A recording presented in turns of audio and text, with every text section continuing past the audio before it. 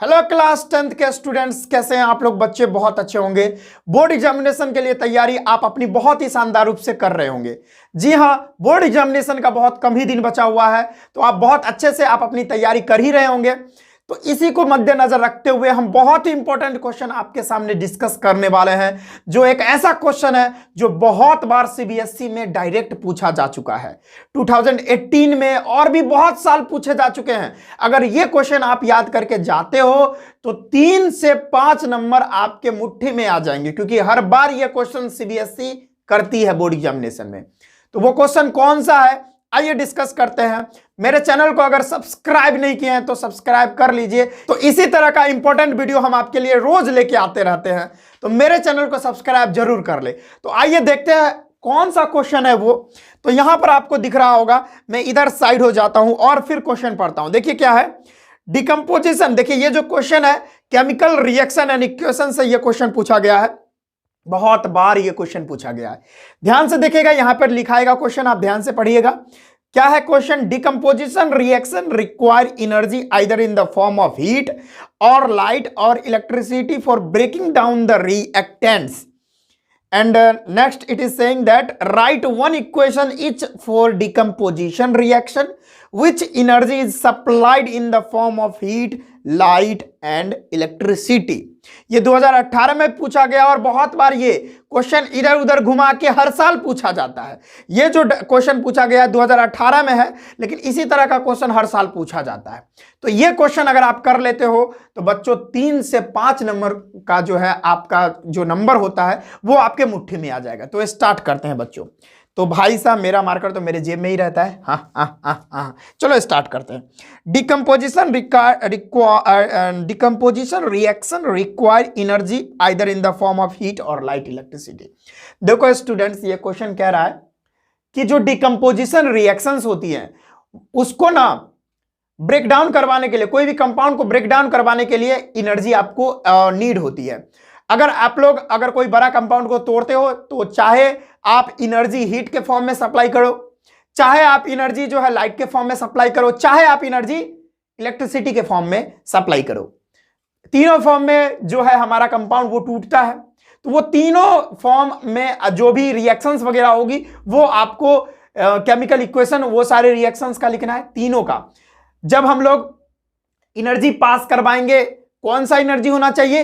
Heat energy होना चाहिए, तब कंपाउंड टूटे, तब वाला केमिकल इक्वेशन, यानी तब वाला जो रिएक्शन होगा उसका केमिकल इक्वेशन। जब हम लोग लाइट से अगर कोई भी कंपाउंड को ब्रेक डाउन करते हैं वो वाला रिएक्शन का केमिकल इक्वेशन। और जब हम कोई लाइट तो हो गया, जब हम इलेक्ट्रिसिटी से कोई बड़े कंपाउंड को ब्रेक डाउन करवा रहे हैं तो वो वाला रिएक्शन का केमिकल इक्वेशन, ये तीनों का लिखना है। और ये सीबीएसई 2018 में आ चुका है। ये जैसे मैंने पढ़ा वैसे 2018 में आ चुका है। और लेकिन इसी तरह का क्वेश्चन हर बार आता है, मैं बार बार वही कह रहा हूं। तो चलिए इसको हम सॉल्व करते हैं। तो पहले हम बात कर लेते हैं हीट वाला, है ना। यहां से पहले हम लोग हीट वाला बात करते हैं। चलो, हीट को अगर हम हीट का सप्लाई करके कोई बड़े कंपाउंड को तोड़ते हैं वो वाला एक केमिकल इक्वेशन लिखते हैं। तो हम लोग जानते हैं स्टूडेंट्स, PbNO3 का होल ट्वाइस, जो कि लीड नाइट्रेट होता है ना।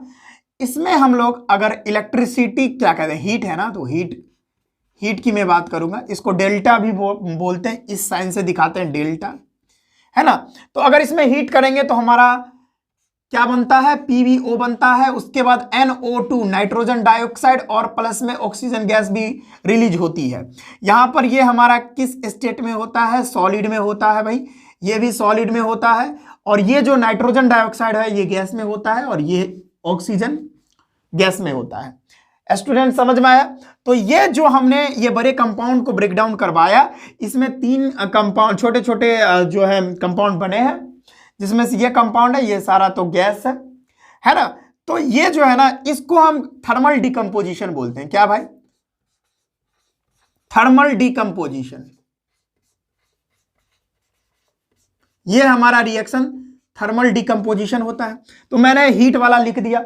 हीट का बहुत सारा होता है भाई, है ना। आप और भी कर सकते हो, जैसे कैल्शियम कार्बोनेट वाला CaCO3 में आप हीट पास करवाओ तो CaO प्लस में CO2 बनता है, ये भी आप कर सकते हो। ये सॉलिड में होगा, ये हमारा सॉलिड में और ये गैस में, है ना। बहुत बार एग्जाम में पूछ देता है लीड नाइट्रेट जो होता है इसका कलर कैसा होता है स्टूडेंट्स। तो भाई साहब इसका कलर होता है कोई कुछ नहीं, कलरलेस होता है। ये हमारा कलरलेस होता है। ये पीवीओ जो होता है ये हमारा येलो कलर का होता है। और आप यहां पर नाइट्रोजन डाइऑक्साइड देखते हो, ये ब्राउन कलर का होता है, रेडिश ब्राउन, आप ब्राउन मान सकते हो। और हमारा नाइट्रोजन डाइऑक्साइड होता है स्टूडेंट्स, हमारा जो नाइट्रोजन डाइऑक्साइड गैस होता है ये हमारा एसिडिक गैस होता है। एसिडिक नेचर आप लिख सकते हो, एसिडिक नेचर का होता है। तो ये सारा पूछ लेता है एग्जाम में, तो मैंने सभी डिस्कस करवा दिया। अब हम बात करते हैं नेक्स्ट, किसकी बात करूं मैं? अब ये हीट की बात हो गई, तो अब लाइट की बात करता हूं। लाइट से हम कोई भी बड़े कंपाउंड को तोड़ते हैं। अगर लाइट से कोई बड़े कंपाउंड को तोड़ रहे हैं तो उस तरह का डिकम्पोजिशन रिएक्शन हमारा क्या कहलाता है? Photolytic decomposition.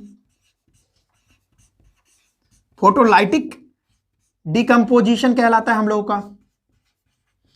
एकदम मस्ती में हम लोग पढ़ते जाएंगे, कोई दिक्कत नहीं। अगर ये कर लेते हो ना तो 5 नंबर आपके हाथ में आ जाएंगे ना, तो जरूर पढ़ना है हम लोग को, है ना। अभी समय भी ज्यादा नहीं है, पूरा सिलेबस पढ़ने का समय है नहीं ना, वही बात है। तो चलिए हम लोग करते हैं। तो इसके लिए एक एग्जांपल दूंगा मैं, AgCl वाला।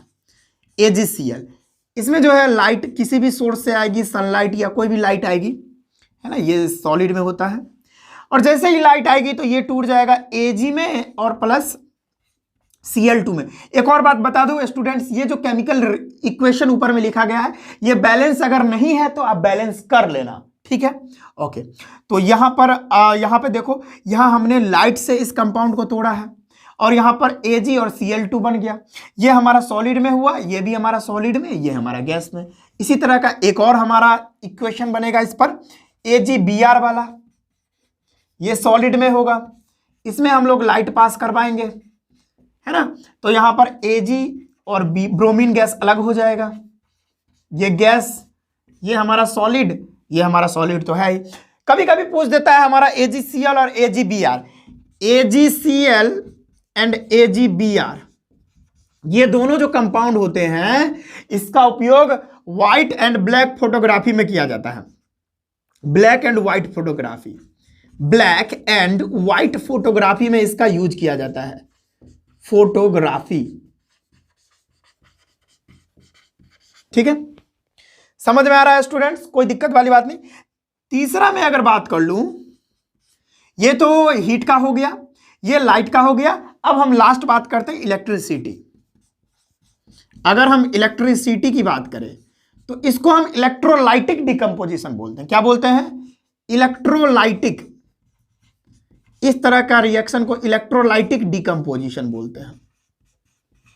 अगर हम कोई बड़े कंपाउंड को इलेक्ट्रिसिटी देकर ब्रेक डाउन करवा रहे हैं तब वो वाला जो रिएक्शन होगा, वो वाला जो डिकम्पोजिशन रिएक्शन होगा वो इलेक्ट्रोलाइटिक डिकम्पोजिशन होता है। इसके लिए मैं एक एग्जांपल दूंगा आप लोग को। कौन वाला दे दूं? H2O वाला दे देता हूं। ये लिक्विड स्टेट में होता है, वी नो दैट। और अगर इसमें इलेक्ट्रिसिटी पास करवाओगे आप, है ना, इसमें अगर इलेक्ट्रिसिटी पास करवाओगे तो H2 और O2 दोनों टूट जाता है, यानी इसमें से वाटर में हाइड्रोजन और ऑक्सीजन दोनों अलग हो जाते हैं। ये लिक्विड, ये गैस, खत्म, है ना।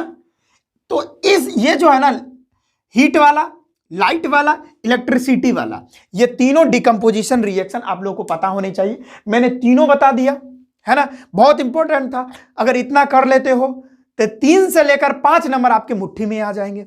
और हर बार ये क्वेश्चन पूछा जाता है, या तो ऐसे ही पूछ देगा, नहीं तो घुमा फिरा के इसी तरह से पूछेगा। तो आप ये तीनों याद कर ले भाई, और ये तो मस्ट है, एकदम करके ही जाए, याद करके ही जाए, क्योंकि ये पूछ ही देता है CBSE।